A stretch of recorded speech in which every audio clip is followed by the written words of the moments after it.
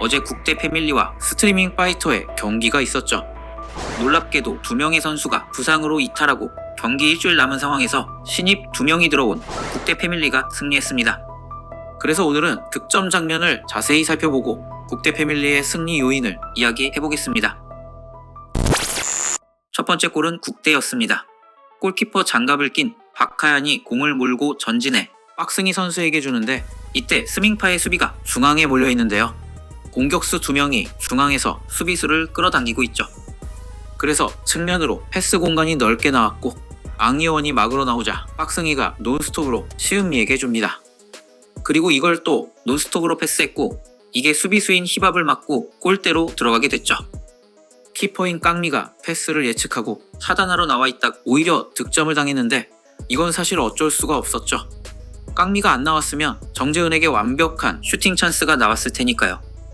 그리고 두 번째 골은 스밍파였는데요. 이 장면은 좀 의아했죠. 김민지 선수의 파울이 있었는데 심판이 오현정이거든요. 아니 이게 파울이라니요? 손을 적극적으로 안 써서 그런가요? 농담입니다. 사실 파울이 맞죠. 김민지가 쉐리를 양손으로 잡고 있었고 여기서 보면 파울인가 싶지만 반대편에서 보면 유니폼을 잡고 완전히 잡아당겼죠. 근데 제작진이 욕먹는 게 의식이 되긴 했나 봅니다. 오현정 심판이 파울 불었다고 빨갛게 동그라미 쳐주는데 이거 웃기지 않나요? 페널티킥은 쉐리 선수가 찼는데 최근 슈팅이 상당히 좋은 모습을 보여줬었고 엄청난 슈팅으로 득점했죠. 그렇게 동점이 되고 4번째 골은 킥인 상황에서 나미에가 오랜만에 득점포를 성공시켰는데요. 킥인을 얻어낸 상황이 좋았습니다. 첫 번째 골과 마찬가지로 박하얀이 박승희에게, 박승희가 또 나미에에게 주고 이걸 다시 논스톱으로 시은미에게 여기서 단독 찬스가 났었죠. 어제 경기에서 국대가 준비한 논스톱 패스 전략이 결국 2골을 만들어낸 것과 마찬가지였습니다.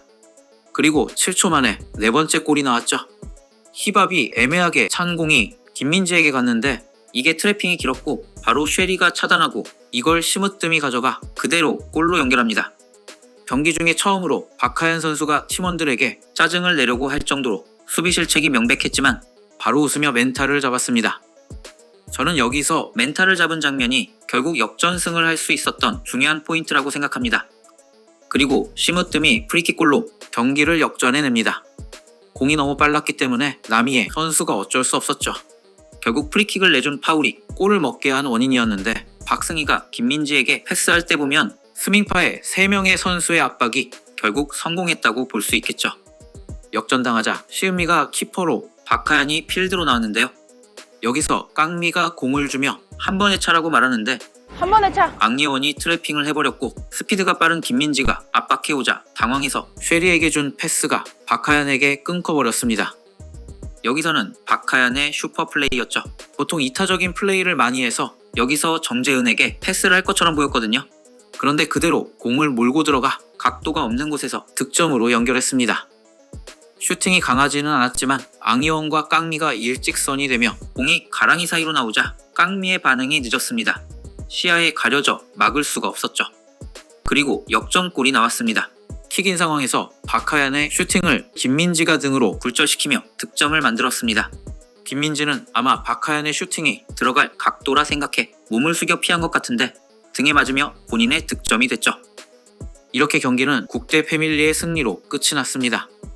사실 이 경기를 보고 좀 놀랐습니다. 아무리 그래도 스밍파가 우승도 했던 팀인데 며칠 전에 들어온 신입 선수 2명이 있는 팀한테 패배한다니 확실히 국대 패밀리는 데려올 수 있는 선수풀이 굉장히 넓구나 라고 느꼈고 이런 지점 때문에 제작진이 팀의 개편을 추구한다는 생각이 들었습니다.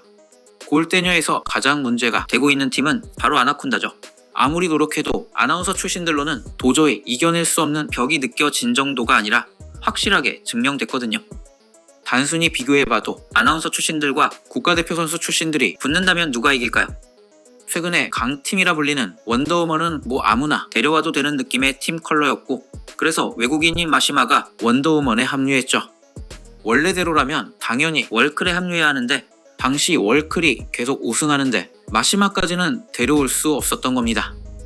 그렇다고 마시마를 아나콘다로 데려올 수는 없었죠. 아나운서나 캐스터가 아니니까 결국 골대녀의 팀 컬러 때문에 선수 충원이 녹록치 않은 아나콘다나 개벤저스 같은 팀을 위해 이번 개편이 이루어진다고 생각합니다.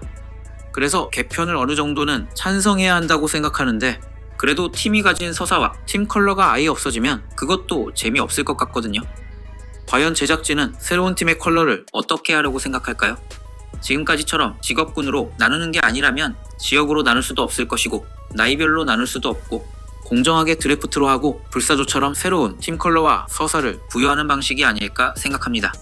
예를 들어 키가 작은 선수를 모아 FCO 첫 단신이라고 할 수도 있겠죠. 그건 이미 발라드림이. 오늘의 이야기는 여기까지입니다. 시청해주셔서 감사합니다.